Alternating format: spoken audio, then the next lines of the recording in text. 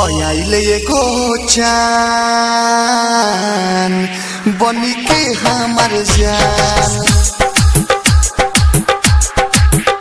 ए धरती पयाइले एगो चान बनी के हमार जान।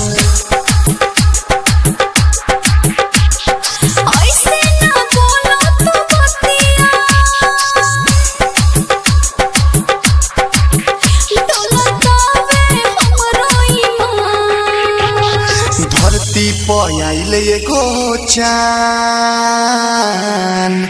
बनी के हमार जान। धरती पयाइले एगो चान बनी के हमार जान।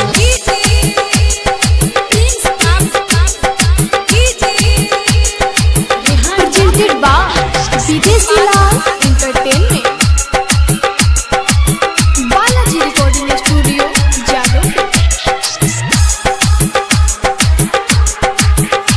के देखी हम जानिया गराई हो ऐसा न रूप देखी के न मोहाई हो। तोहरा के देखी हम जानिया गराई हो ऐसा न रूप देखी के न मोहाई हो।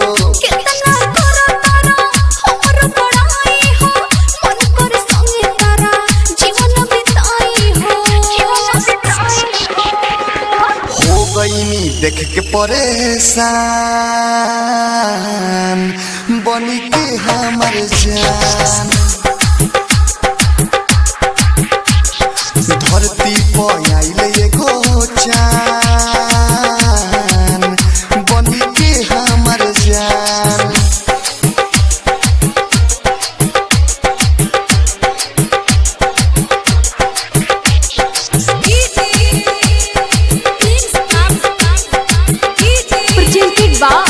विदेशी लाल entertainment Balaji recording studio Jadavpur.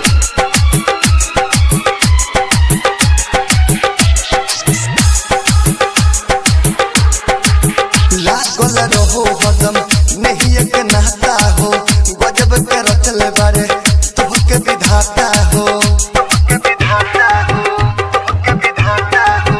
लागल रहो हदम नहीं एक नाता हो गजब के रचल बारे तोहके विधाता हो।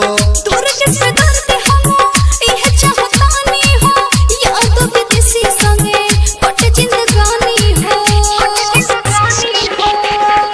अंशु बनलू दिल के मेहमान बनी के हमार जान।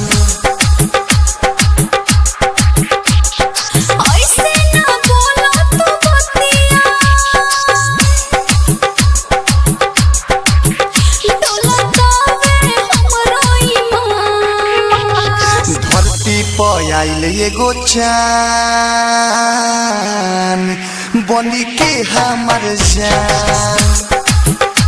presented by विदेशी लाल एंटरटेनमेंट।